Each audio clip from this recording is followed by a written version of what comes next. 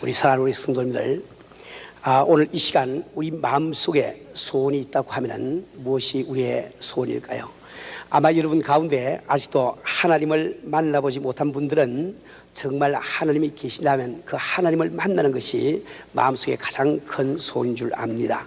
또 이미 하나님을 만난 여러분들은 내가 어떻게 하면 하나님의 도우심을 받고 또 하나님의 축복을 받으며 살 수 있고, 이것이 우리 하나님을 섬기고 예배드리는 사람들의 공통적인 소원인 줄 압니다. 우리 하나님은 하나님대로 모든 사람을 만나기를 원하세요. 하나님은 하나님대로 우리 모든 사람들에게 도움을 주시고 또 축복을 하기를 원하십니다. 그런데도 불구하고 우리가 하나님을 만날 수 없다는 것, 그런데도 불구하고 우리가 하나님의 도움을 받을 수 없다는 것은 우리가 하나님과 교제하기 위해서 반드시 인간이 거쳐야 되는 과정들이 있는데, 그런 과정들을 우리가 초월하고 그 과정을 밟지 않기 때문에 우리가 하나님을 만날 수도 없고 그분의 축복도 받을 수가 없는 겁니다. 예를 들어서 우리는 하나님의 뜻을 초월해서 하나님을 만날 수가 없습니다. 내가 미국 가는 비자를 받으려고 하면 미국 영사관에서 제시하는 그 절차를 밟아야 되는 것처럼 우리가 하나님을 만나려고 하면 반드시 하나님의 뜻 안에서 우리가 하나님을 만나려고 하는데, 많은 사람들이 내 생각대로, 내 멋대로, 내 뜻대로 하나님을 만나기를 원하기 때문에 우리가 하나님을 만나지를 못하는 겁니다. 예를 들어서 우리는 믿음을 초월할 수가 없습니다. 우리가 아무리 하나님께서 우리에게 모든 것을 주기를 원하시고 우리가 받기를 원한다 할지라도 우리가 믿음을 가지지 아니하면 아무런 소용없음을 이 성경은 이야기를 하고 있습니다. 예를 들어서 우리는 하나님과 교통하는 가운데 기도를 초월할 수가 없어요. 그분께서는 모든 것을 소유하시고 우리에게 주실 마음을 다 갖고 계시지만 그분은 우리에게 말씀하시기를 구하라 그러면 주실 것이요, 찾으라 그러면 찾을 것이요, 문을 주라 그러면 열리라고 약속을 하고 있습니다. 그분은 무엇을 가지시고 모든 것을 주기를 원하시지만 우리가 구하지 아니하면, 찾지 아니하면, 두드리지 아니하면 그분은 우리에게 주지 못하심을 이 성경을 통해서 말씀을 하고 있습니다. 이처럼 우리 인간이 하나님과 교통하기 위해서 반드시 거쳐야 되는 과정들이 있는데 그 중에 한 가지가 바로 회개라고 말할 수가 있습니다.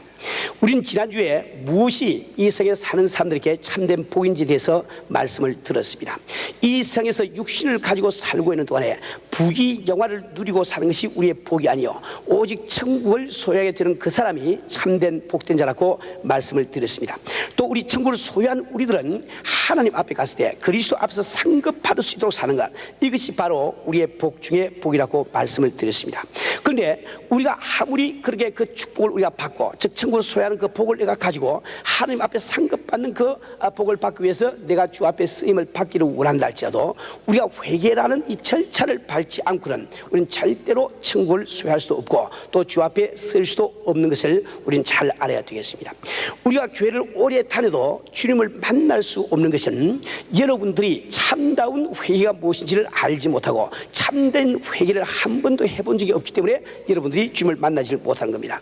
내가 교회에서 집사의 직분을 받고 혹은 구역장의 직분을 받고 나는 정말 주님 앞에 쓰임받고 이 구역을 부흥시키기를 원하지만 주의 역사하심이 나의 구역 사회 가운데 나타나지 아니하는 근본적인 이유는 여러분 한 분 한 분이 아직도 철저한 참된 회개를 하지 않았기 때문에 그 역사가 일어나지 않는 것을 잘 알아야만 되겠습니다. 이처럼 우리 신앙생활에서는, 기독교 신앙생활에서는 이 회개처럼 중요한 것이 없습니다. 그래서 오늘은 이 회개라는 제목을 가지고 잠시 여러분과 은혜를 나누기를 원합니다. 우리가 잘 아는 대로 세례 요한은 마지막 선지자였습니다. 구약시대에 많은 선지자들이 나타나지만 그 선지자들이 하는 임무는 하나님의 뜻을 알아서 그 뜻을 인간들에게 전달하는 것이 그들의 임무였습니다.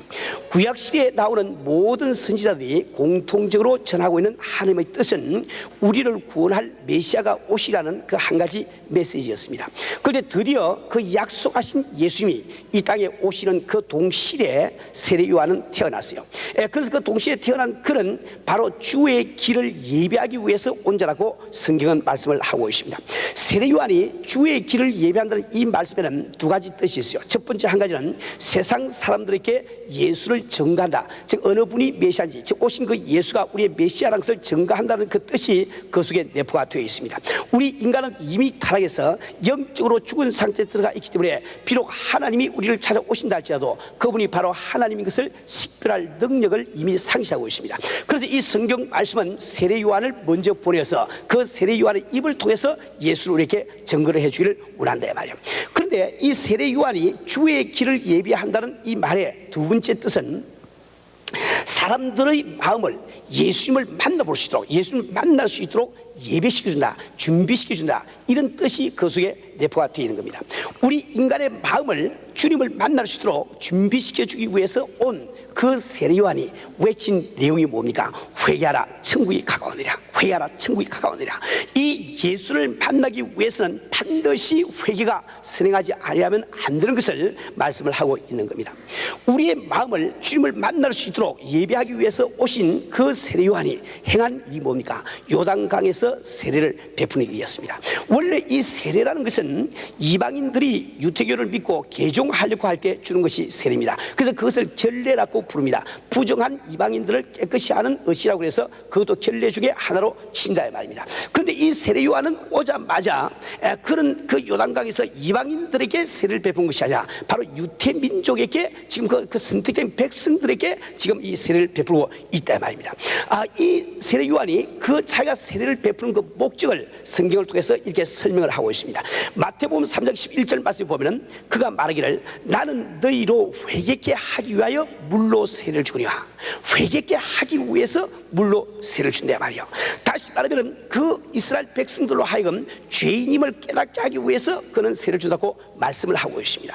예수를 만나도록 사람의 마음을 준비시키는 그 세례 요한이 한 일이 바로 회개 세례를 베풀었다 말입니다. 이것은 우리가 예수를 만나기 위해서는, 천국을 소유하기 위해서는 반드시 회개가 앞서야 되는 것을 단적으로 설명해 주고 있는 것입니다. 사랑하는 우리 성도님들, 그런데 이처럼 세례 요한이 세례를 베푸고 있을 동안에 많은 사두개인들과 바리새인들이 그들도 함께 세례를 받기 위해서 세례 요한에게 나옵니다. 그때 그들을 보는 그 세례 요한은 그들에게 무섭게 질책을 합니다. 이 독사의 자식들아, 누가 너희들의 장차 올 진노를 피하라 하느냐. 그러므로 회개에 합당한 열매를 맺고 속으로 아브라함이 우리 조상이라 말하지 말라. 하나님이 능히 이 돌들로도 아브라함의 자손이 되게 하려고 말씀을 하고 있습니다.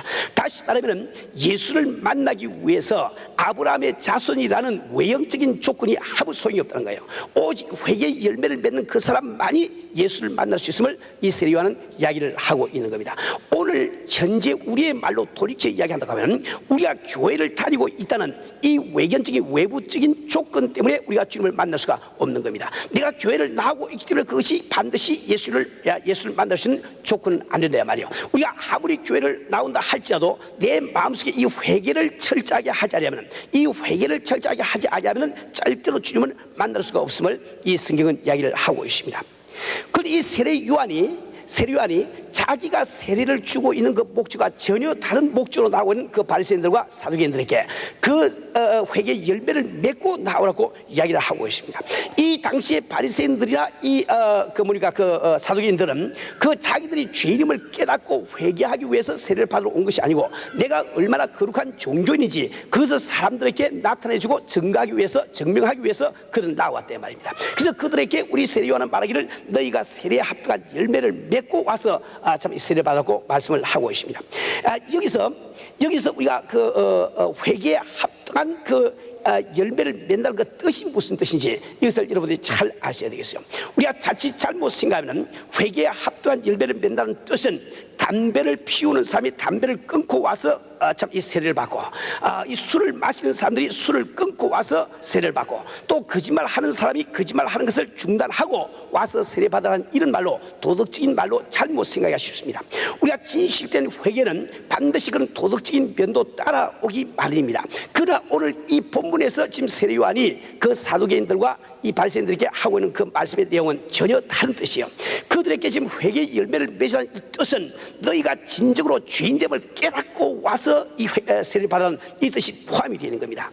이 회개라는 이 말 가운데는 바로 내 자신이 죄인됨을 인정한다, 내 죄인됨을 깨닫는다는 이 일면이 반드시 들어있는 거예요. 이 회개에 대해서 여러분이 잘 알기 위해서 반드시 이 한 가지 면을 잊어버리면 안 됩니다. 회개라는 것은 우리 말에서 풍기는 그 뉘앙스로 우리가 그 잘못 저지른 것을 이게 열거하거나 혹은 내가 잘못 저지른 사실에서 뉘우치는 그것으로서 성경적인 회개는 되지 않습니다. 이 성경적인 회개라는 것은 반드시 내가 죄인됨을 철저하게 깨달아야만 그것이 회개가 될 수가 있다 말입니다. 사랑하는 우리 성도님들, 우리는 예수님을 만나기 위해서 우리가 주인됨을 철저히 깨달아야 되지만, 내가 주인됨을 철저히 깨닫지 못하면 구원을 받은 다음에 주님 앞에 쓰임을 받을 수 없습니다. 우리가 주님 앞에 쓰임을 받기를 원한다고 하면 내가 주인된 나 자신을 철저하게 깨닫는 이 회개가 먼저 앞서지 않으면 안 되는 거예요. 우리가 이 사실은 우리가 잘 알고 있는 사울 왕과 다윗 왕의 그 사건에서 잘 알 수 있습니다. 이 사울 왕과 다윗 왕은 똑같이 사무엘이라는 선지자로부터 기름 부음을 받고 이스라엘 왕으로 세움을 받습니다. 그런데 그 사울 왕은 하나님 앞에 버림을 받고 다윗 왕만이 하나님 앞에 쓰임을 받은 기록을 우리는 성경을 통해서 잘 안다 말이에요. 그런데 그들의 외모를 비교해보면 아마 사울 왕이 다윗 왕보다는 조금 더 잘생겼던 것 같아요. 이 성경 기록에 보면 두 사람이 다 외모가 준수하다고 되어 있는데, 이 사울 왕은 그 이스라엘 백성 가운데 서면 키가 너무나 커서 그 다른 사람들 머리 위에 그 머리 하나가 더 나오더라고 이렇게 이야기가 되어 있습니다. 그게 건장한 사람이었단 말이에요. 뿐만 아니라 도덕적으로 보더라도 다윗 왕은 사울 왕보다 조금 더 나은 것이 없습니다. 오히려 사울 왕 쪽이 다윗 왕보다 훨씬 더 나았다고 우리는 기록을 통해서 판단할 수밖에 없습니다. 왜 그런가? 다윗 왕은 하나님의 은혜로 말미암아 이스라엘 왕이 되고 난 다음에 그는 궁성 지붕 위를 거닐다가 밧세바라는 여인이 발가벗고 목욕하는 것을 바라볼 때 그만 나쁜 마음이 생겨서 그 밧세바를 데리다가 간음을 했단 말이에요. 간음을 했는데 그만 재수없게 애가 딱 생겨버렸어.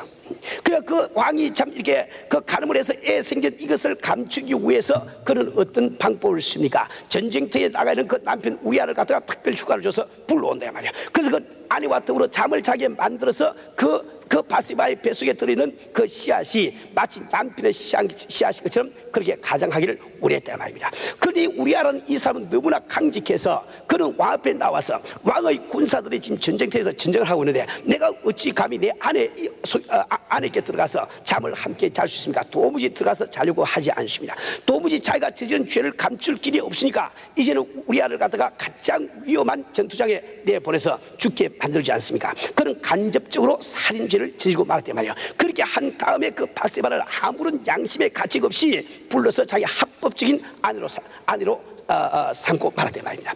이 사울 왕은 그러한 도덕적인 죄를 지은 기록이 없습니다. 그런데 우리가 꼭 한 가지 주의할 것은 그런 죄를 지은 적이 없는 사울 왕이나 그런 죄를 지은 다윗 왕이나 하나님의 양심 앞에서는 똑같은 죄인들이야. 똑같이 새까만 죄인들인데 사울은 그런 도덕적인 죄를 지지 않았기 때문에 죄인이면서 죄인인 자기 자신을 발견을 못했습니다. 그런데 다윗은 불행하게도 그 죄를 지음으로 말미암아 내가 죄인은 죄인이구나 이것을 깨달았단 말이에요.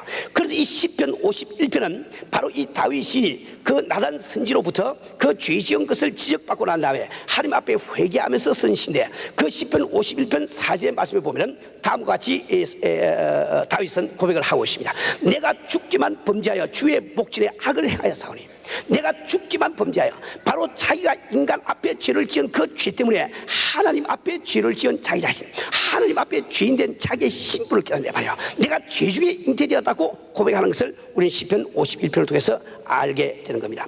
우리 사랑하는 우리 손들 바로 이 성경은 지금 무엇을 이야기하고 있습니까? 이 다윗의 회개하는 그 마음 때문에 하나님은 그 다윗을 쓰신 것을 이야기를 하고 있단 말이에요. 저는 처음 은혜를 받았을 때 참 풀리지 않은 의문이 한 가지 있습니다. 저는 그 은혜를 받기 전까지는 부흥이라는 것을 쫓아다녀본 적도 없고 참석을 해본 적도 없습니다.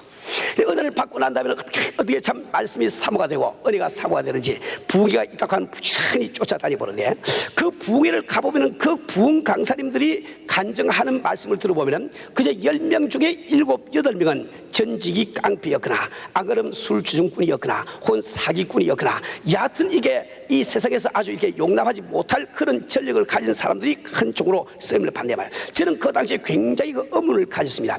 아니 이 세계는 좀 성실하게 살고 착하게 살아보려고 하는 사람들도 많이 있는데 왜 하나님께서 하필이면 저 사람들을 들어서 쓰시는 거? 난 그 참 해결이 되지 않았습니다. 그러나 신앙생활을 조금 하는 동안에 참 이 그 모든 의문이 풀려버리고 말았어요.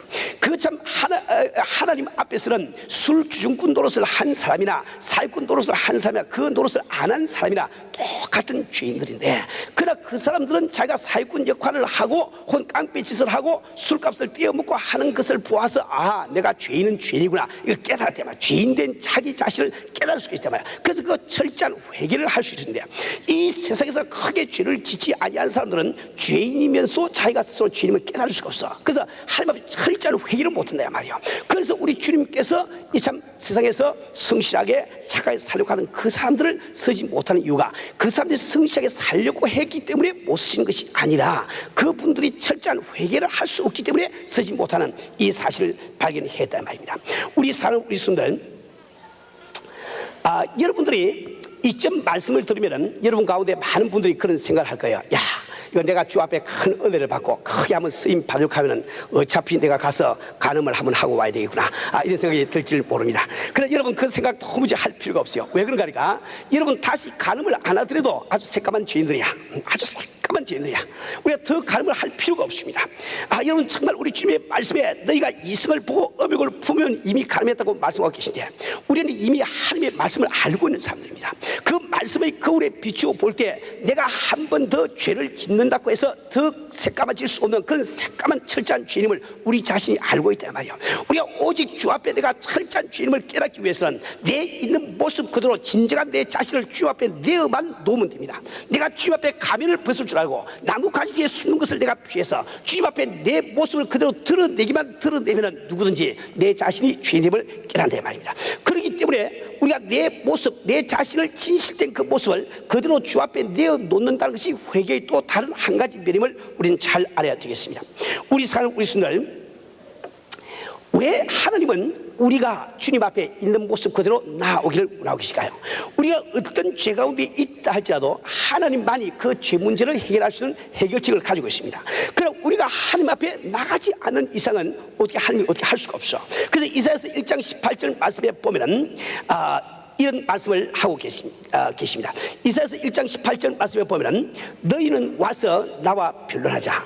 너희 죄가 주홍 같을지라도 눈과 같이 지어질 것이요 진홍같이 붉을지라도 양털같이 되라고 말씀하고 있습니다. 다시 말하면 우리의 죄가 주홍같이 붉고 진홍같이 붉다 할지라도 그분은 우리의 죄를 눈같이 희게 만들고 양털같이 희게 만들 그 해결책을 갖고 계시지만은 우리가 하나님 앞에 내 모습을 드러내지 않고는 그분은 그렇게 할 수가 없는 거예요. 그래서 그분께서는 우리가 내 모습을 드러내기를 원하는 겁니다. 내가 지금 철저하게 주 앞에 죄인임을 고백한다는 이 뜻은 내가 주님 앞에 진실된 나의 모습을 나타낸다는 것과 똑같은 말이에요. 우리 사는 우리 순들, 우리는 아담 이브의 사건을 잘 알고 있습니다. 선악과를 따먹고 죄를 지은 아담 이브가 이제 자기의 부끄러운 곳을 가리기 위해서 그는 무화과 잎사귀로 치마를 만들어서 가리고 있지 않습니까? 그때 우리 하나님께서 에덴 동산에 오시니까 그 죄를 지은 아담 이브가 나무가지 뒤에 그 모습을 숨긴다 말이에요. 그때 우리 하나님께서는 말씀하시를, 아담아 내가 어디느냐 물어보십니다. 여러분, 전능하신 하나님께서 지금 아담 이브가 어느 나무가지 뒤에 숨은지 그것을 알지 못해서 우리 주님께서 아담아 내가 어디냐 묻고 계실까요? 그렇지 않습니다. 아담 이브는 죄를 짓고 자기들의 문제를 해결하기 위해서 그 무화과 잎사귀로 앞치마를 만들어서 지금 입고 있지만 그 앞치마가 그들의 문제를 영구적으로 해결해 주지는 못합니다. 이것을 잘 아시는 우리 하나님께서는 이미 짐승을 잡으시고 피를 흘리시고 가죽 옷을 만드셔서 그 해결책을 손에 갖고 계시단 말이에요. 그러나 그들이 자기 의지로 나무 가지를 제껴버리고 자기의 진정한 모습, 죄를 지은 자기의 모습을 하나님 앞에 드러내지 않는 이상은 하나님께서 어떻게 하실 수가 없어. 그래서 그분께서 아담아 내가 어디 있느냐고 지금 물어본단 말이에요. 그때 아담 이브가 내가 여기 있나이다 고백할 때 그 하나님의 손에 들리던 가죽 옷이 그들의 몸에 입히시는 역사가 벌어진 것 아닙니까? 우리 사는 우리 손들, 우리는 정말 이 주님을 만나기 위해서는 내 있는 모습 그대로 주님 앞에 내 모습을 드러내는 이것을 우리가 배워야 되는 겁니다. 우리 사는 성도 여러분, 여러분은 하나님 앞에 자신의 모습을 있는 그대로 철저히 드러내 본 적이 있습니까? 여러분들이 아직도 하나님을 구체적으로 만난 경험이 없다고 하면 여러분은 아직도 한 번도 하나님 앞에 내 모습을 있는 그대로 나타내지를 못한 사람들이에요. 정말 여러분들이 주님을 만나려고 하면 먼저 참 주님 앞에 쓰고 있는 가면을 벗을 줄 알아야 됩니다. 이 가면을 벗을 줄 알아야 된단 말이에요. 내가 지금 내 몸을 가리고 있는 나무 가지를 치울 줄 아는 이 성도가 되어야 됩니다. 그럴 때 우리 주님을 만날 수 있는 그 길이 열린다 이 말입니다. 우리가 주님 앞에 진정한 내 모습을 내놓지 아니하고는 주 앞에 결코 크게 쓰임받을 수 없는 것을 우리는 잘 알아야 되는 겁니다. 자, 그런데 여기 회개에 또 다른 한 가지의 면이 있습니다. 내가 죄인됨을 깨닫는다는 이 한 가지 면 말고 또 다른 한 가지 면인데, 그것은 내가 마음을 돌이킨다는 그 면이 있다 말입니다. 내가 죄인임을 아무리 깨달아도 마음을 돌이켜서 이제 하나님 앞으로 나아가려고 하는 그 생각이 없으면 회개가 이루어지질 않습니다. 원래 회개라는 말을 히라브로 메타노이아라고 부릅니다. 이 메타노이아라고 하는 이 말씀은, 이 단어는 이 마음 혹은 생각을 바꾼다는 그런 뜻을 가지고 있다 말입니다. 사랑하는 우리 성도들, 우리는 스스로 죄를 지은 것을 알면서도 마음을 돌이키지 않았기 때문에 낭패를 본 대표적인 인물을 알고 있습니다. 그가 누굽니까? 우리가 잘 알고 있는 가롯 유다 아닙니까? 그는 죄 없는 예수를 판 것을 자기가 자인합니다. 자각합니다. 그러나 그가 돌이켜서 주 앞으로 나가지를 못하고 자기가 지은 죄값을 자기가 스스로 감당하려고 하니까 그 사람을 기다리고 있는 것이 자살밖에 없는 것을 우리가 잘 알고 있습니다. 우리 사는 우리 분들, 오늘날 우리가 얼마나 많은 사람들이, 심지어 교회를 다니고 있는 사람들조차도 목사님, 제가 죄인 것은 알지요, 내가 나쁜 놈인 것은 내가 알지요, 그렇게 자인을 하면서도 돌이켜서 주 앞으로 나가보려고 하질 않아. 그래서 은혜를 받지 못하는 사람들이 얼마나 많은지 모릅니다. 우리 사는 우리 성도들, 우리는 정말 죄악 가운데 안주하는 그런 성도가 되어서는 안 됩니다. 내가 죄인임을 깨달았으면 과감하게 등을 돌리고 하나님 앞으로 나갈 생각을 해야 돼요. 돌이키려고 하는 결심을 우리가 해야 된단 말이에요. 오늘 나는 참 이 오래전에 은혜 받은 우리 성도들에게 한번 말씀을 드리기를 원합니다. 우리 사는 우리 성도들, 여러분은 과거의 은혜를 받고 참 주님의 놀라우신 은혜를 체험하고 마음속에 감격과 감동을 우리가 맛보았는데, 지금 현재 여러분의 심정은 어디에 와 있습니까? 여러분 과연 지금 주님의 임재 앞에 그대로 가고 있는지 제가 한번 여쭈보기를 원합니다. 우리 사랑 우리 성도들, 여러분 정말 은혜를 받고 내가 찬양을 들을 때 그 찬양 속에 그 참 이렇게 그 감격과 감사와 눈물을 금치 못했는데, 오늘은 내가 참 이렇게 찬송을 부른다 할지라도 내 마음속에 이미 그 감동은 혹시 사라지거나 있지 않습니까? 내가 주님을 처음 만났을 때 주 앞에 기도하기 위해서 엎드리면 내 심령을 쏟아놓기 위해서 1시간 2시간 시간 가는 줄 알지 못했는데, 언젠지 모르게 나는 은혜를 받고 집사 장로가 되었지만, 내가 습관적으로 아침 저녁으로 엎드려서 기도를 하지만 5분 10분 기도하고 나면 기도할 말이 끊어져 버리는 이런 상태에 여러분이 놓이지를 않습니까? 내가 처음 은혜를 받을 때 내 식구 가운데, 내 친척 가운데, 나의 친구 가운데, 내 이웃 가운데 참 구원받지 못한 영혼을 바라볼 때 내가 그에게 전도할 뿐만 아니라 안타까운 마음으로 울부짖고 주 앞에 매달려 기도를 해드리네. 이제 내 주변의 불신자를 내가 본다 할지라도 내가 습관적으로 의무적으로 그에게 전도를 내가 하고 있지만 그를 위한 눈물은 벌써 떨어진 이런 상태에 혹시 놓여나 있지 않습니까? 내가 하루도 주의 말씀을 상고하지 않고 주의 말씀을 보지 않고는 내 마음속에 평안이 없는데, 이제는 일주일 내내 성경책을 펼쳐보지 않더라도 그럭저럭 지나갈 수 있는 이런 신앙생활을 여러분 하고 있지 않습니까? 우리 사는 우리 성도들, 여러분이 그런 상태에 있다고 하면 자기 자신의 중심을 한번 바라보세요. 정말 생명 되신 주님을 떠나서 공고하게 행하고 있는 나의 중심을 바라보기를 바랍니다. 내 속에서 한숨 쉬고 있는 나의 심령을 바라보시길 바랍니다. 이 시간 나를 사신 주님께서 한숨을 쉬며 나를 바라보시는 이 모습을 생각해 보기 바랍니다. 우리 사는 우리 성도들, 우리는 정말 결단을 내리고 오늘 마음을 돌이키는 이 회개를 하지 않으면 안 돼요. 이 회개를 하지 않으면 안 됩니다. 우리가 정말 아까운 시간을 주를 위하여 우리가 일하고 주님 오시는 그날 우리가 상급을 받아야 되는데, 언제 우리가 이 무기력한 상태에서 아무런 생산적이 되지 못하는 이런 신앙생활로 우리가 만족하면서 그날을 우리가 보내고 있겠습니까? 내가 그런 상태에 도달했을 때 나 혼자가 덕이 안 되는 뿐만 아니라 얼마나 많은 사람들께 덕이 안 되는 일을 내가 하고 있습니까? 우리는 정말 주님 앞에 이 마음을 돌이키는 이것을 우리가 하지 않으면 안 되는 겁니다. 사랑하는 우리 성도들, 우리가 마음을 돌이킨다는 이 말씀은 조금 전에 말씀드린 것처럼 하나님 앞으로 나아간다는 뜻을 가지고 있어요. 하나님하고 등을 돌리고 있던 내 마음을 돌이켜서 하나님 쪽을 향한다는 그 뜻을 가지고 있단 말입니다. 하나님은 누구를 선하게 보십니까? 하나님이 보실 때는 인간은 어차피 선을 행할 수 있는 능력이 없기 때문에 도덕적으로 살거나 안 살거나 그것이 아무 관계가 되지 않습니다.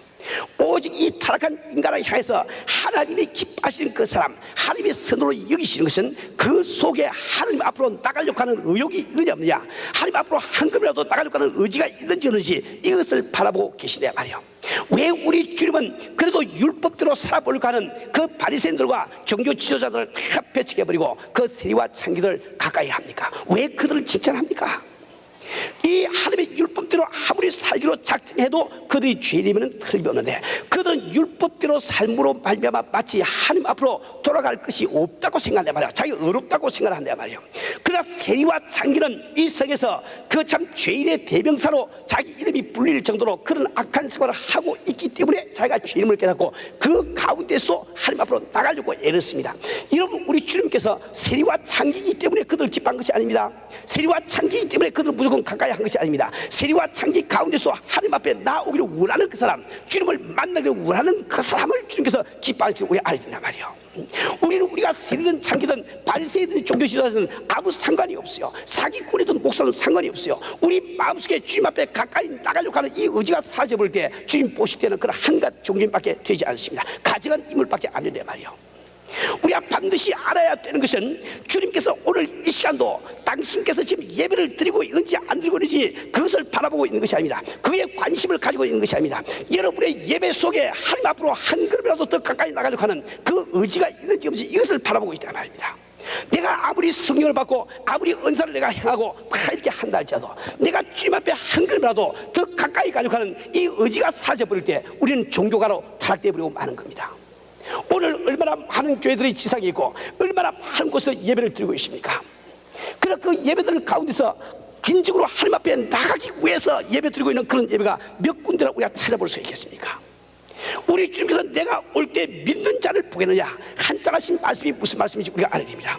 내 한 사람이 그런 한탄의 대상이 되면 안 된다 말이에요. 우린 잠을 깨고 주 앞에 한 걸음이라도 더 나가려고 애를 써야 됩니다. 내가 나가려고 할 때 주님이 바로 기뻐하세요. 내가 어떤 죄를 지었는지 어떤 악을 행했는지 얼마나 주님으로부터 멀리 떨어지는지 주님 그걸 보지 않습니다. 상관하지 않습니다. 내가 등만 돌리키면 주님과 나 사이가 구만리처럼 떨어져 있다 할지라도 그분이 구만리를 달려올 것을 이 성경을 통해서 말씀을 하고 있단 말이에요. 우리는 정말 주님 앞에 돌아왔을 때 마음을 돌이키는데 부담을 가지면 안 됩니다. 내가 은혜 받은 다음에 1년 동안 기도를 쉬어도 좋습니다. 내가 은혜를 받은 다음에 3년 동안 성경을 한 자도 안 봐도 좋습니다. 내가 은혜를 받은 다음에 한 영혼도 구원하지 못해도 좋습니다. 오늘 내가 마음을 돌이키려고 하는 그것을 주님께서 바로 기뻐하신단 말이에요. 이 성경 전체를 통해서 하나님이 보여주신 하나님의 선하신 뜻이 무엇입니까? 나 같은 죄인을 위해서 독생자를 내어주신 그것이 하나님의 선하신 뜻이에요. 우리 아버지의 기뻐하시는 뜻은 뭘까요? 나 같은 죄인이, 탕자와 같은 내가 그래도 하나님을 만나고 그분의 신세를 지고 그분의 은혜로 살기 위해서 떡을 돌이키는 그것을 하나님께서 기뻐하심을 이 성경은 이야기하고 있지 않습니까? 그래서 그분께서는 의인 99을 위해서 기뻐하는 것보다도 죄인 하나가 회개할 때 더 기뻐한다고 말씀을 하고 있지 않습니까? 우리는 마음을 돌이키는데 조금도 부담감을 가질 필요가 없어요. 하나님의 온전하신 뜻은 뭡니까? 그러한 죄인이 그 마음을 돌이키고 예수 안에서, 그리스도 안에서 하나님과 부둥지 않고 돌아온 탕자가 아버지와 부둥켜고 울듯이 그 아버지를 만나서 울시는 그것을 하나님께서 가장 기뻐하신 뜻임을, 온전하신 뜻임을 이 성경을 통해서 이야기를 하고 있지 않습니까? 우리 사랑하는 우리 성도들, 우리는 오늘 정말 주님 앞에 돌아갈 때 부담을 조금도 느끼면 안 됩니다. 우리 주님께서는 우리에게 말씀하시오. 내 이웃이 이런 것이 7번을 범죄해도 용서해 주라. 왜 그분 그런 말씀하십니까? 그분이야말로 내가 이런 것이 7번을 그분 앞에 잘못을 저질러도 마음만 돌이키면 용서할 수 있는 마음을 갖고 계시는 분이기 때문에 우리에게 그 말씀을 하고 계신 것 아닙니까? 우리 사는 우리 손들, 왜 우리는 필요 없이 고생하겠습니까? 왜 필요 없이 광야의 길을 헤매면서 한숨을 쉬고 앉아있겠습니까? 내 마음만 돌이키면 그 상한 주님께서, 네게 은혜 베푸신 그 주님께서, 내가 만난 그 주님께서 다시 나를 그 품에 안으시고 네게 안식과 평안을 주는 것을 이 성경이 약속하고 있는데 왜 우리는 있는 자리에 머물러서 혼자 한탄하며 이 비생산적인 시간을 보낼 수가 있겠습니까? 우리 사는 우리 순들, 우리는 정말 이 성경 말씀에 야고보서 4장 8절에 말씀하시를 너희는 하나님을 가까이 하라, 그리하면 너희를 가까이 하라고 약속하신 말씀을 믿습니다. 믿음입니다. 이제 우리에게 남은 것은 결단밖에 없습니다. 정말 아직 예수님을 만나지 못한 형제 자매가 있습니까? 내가 오늘 죽는다 할지라도 천국 갈 자신이 없는 그런 형제 자매들이 있습니까? 언제 죽음이 나를 찾아올지 알지 못하는데 천국을 소유했다는, 천국 들어갈 수 있는 비자를 못 받은 분이 계십니까? 오늘 여러분들이 마음의 결단을 내시고 마음을 돌이키세요. 마음을 돌이키세요. 주님 앞에 죄인된 나의 진실된 모습을 내어놓고 기도할 때 주님께서 반드시 역사를 해주십니다. 우리 사는 우리 성도들, 우리가 은혜를 받고도 지금 내 심령이 주로부터 멀리 떠나 있는 이런 성도들이 있습니까? 바로 오늘이 결단의 시간 아닙니까? 주여, 내가 주의 말씀 듣고 오늘 내 마음을 돌이킵니다. 탕자를 받으신 내 아버지께서 오늘 나를 영접해 주시는 분이십니다. 말씀을 믿으세요. 말씀을 붙드시고 우리가 주 앞에 나갈 때 주께서 영접하시는 귀한 역사가 일어나는 겁니다. 우리 사는 우리 성도들, 우리는 때때로 회개하고자 하되 회개할 능력이 없는 나 자신을 발견합니다. 성령께서 도와주시 아니하시면 참다운 회개가 불가능하게 되어 있어요. 그러나 성령께서 나를 도와서 철저한 회개를 하게 하시는 것은 내가 먼저 회개하고자 하는 의지를 가질 때 그분이 도와주시, 그 의지가 없을 때 절대로 도와주지 않으십니다. 저는 오래전에 일을 지금 기억을 하고 있습니다. 제가 처음에 은혜 받고 난 다음에 불과 얼마 안 돼서 저는 우리 집사람의 동창 되시는 분을 한 분 만났어요. 그 당시에 그분은 참 이렇게 젊은 나이에, 그때 한 30대 초반기인데 젊은 나이에 이혼을 하시고 혼자 사시는 분이었습니다. 아주 외모도 잘 생기시고 돈도 조금 있는 분이 돼서 그 생활이 난잡하기가 짝이 없어요. 아주 혼자 사시는 분이 술도 마시고 담배도 피우고 그래서 이 남자 저 남자하고 잠도 자고 이런 분이었단 말입니다. 저는 그분에게 열심히 전도했습니다. 3분을 만나서 전도하고 그분이 그런 부탁을 드렸어요. 정말 당신이 하나님을 만나기를 원하면 꼭 3가지만 지켜라. 첫 번째 한 가지, 교회를 나가라. 교회를 꼭 나가되 그냥 나가지 말고 주여, 나는 당신을 만나지 못해서 당신이 계신지 안 계신지 알지 못하지만 그러나 만약에 당신이 계시다면 당신을 만나고자 하는 그 일념 때문에 바쁜 시간에 내가 교회를 나가고 있지 않습니까? 내게 은혜를 베풀어 주옵소서, 나를 도와주옵소서. 그 마음을 가지고 교회를 나가라. 두 번째로 반드시 아침 저녁 기도를 하거라. 기도를 잘 하지 못해도 좋아. 내가 있는 그대로 중심을 하나님 앞에 내어놓고, 하나님, 나는 당신이 누군지 알지 못하지만 바로 이 김 선생이 내게 이 잘하기 때문에 나는 당신이 계신 것을 믿고 당신에게 구합니다. 당신이 진짜로 계시면 날 좀 만나주세요. 이렇게 기도하라고 권고를 했습니다. 그리고 3번째로 하나님의 말씀을 반드시 하루에 한 장이라도 반드시 읽으라. 그 말씀을 내게 하신 하나님의 말씀을 믿고 읽으라고 권고를 했어요. 근데 그래 권고를 하고 헤어지는데 한 며칠 후에 밤에 한 11시 반쯤 되는데 전화가 왔습니다. 전화를 받으니까 그 전화를 딱 받으니까 저쪽에서 막 어떤 여자분이 막 울면서 막 통곡을 하면서 막 이렇게 이야기를 합니다.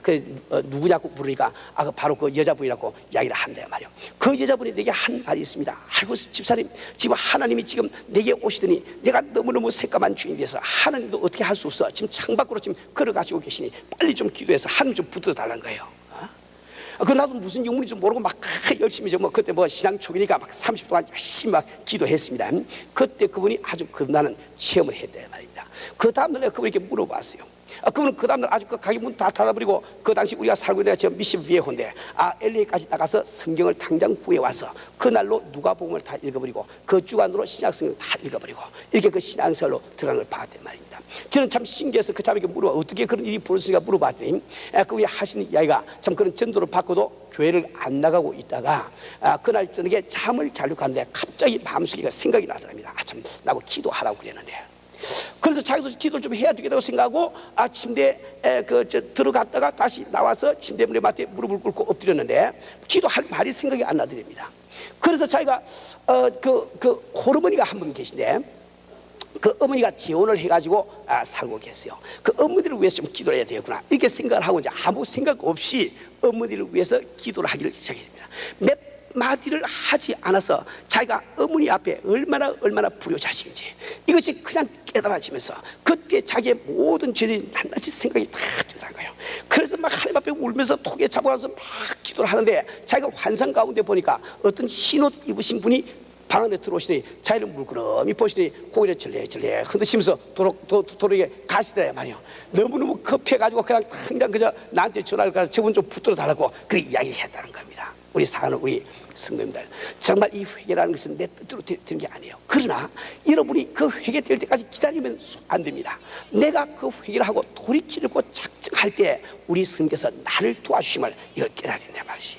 우리 사는 우리 성도님들, 바로 오늘 우리는 마음을 돌이켜야 되는 이런 찰나에 놓여 있습니다. 우리 한 사람 한 사람이 정말 주님 앞에 예수를 만나지 못한 사람이 있으면 오늘 이 시간 내가 주님을 고백하고 주 앞에 예수를 영접하기 위해서 기도하세요. 우리 은혜 받은 우리 성도들이 오늘 내가 무기력한 신앙생활을 했으면 우리 그곳에 안주하지 마시고 이제 마음을 돌이켜서 정말 주님께서 구속하신 성도다운 우리 생활을 해야 되지 않겠습니까? 우리 한 사람 한 사람이 마음을 돌이키는 귀한 시간 갖기를 주님으로 축원합니다.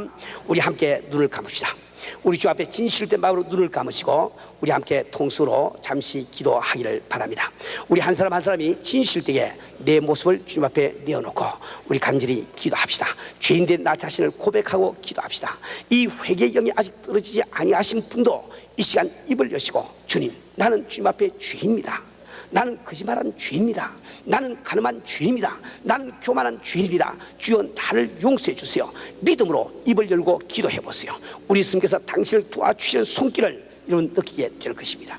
내가 정말 은혜 받고 난 다음에 참 구말리처럼 주님으로부터 멀어졌다 할지라도 염려하지 마세요. 주님 바로 돌이키는 그 사람을 기뻐하십니다. 오늘 내가 마음을 돌이켜서 주여, 내가 첫상을 회복하기 원합니다. 성령 다시 재충만하기를 원합니다. 주여, 나를 도와주세요.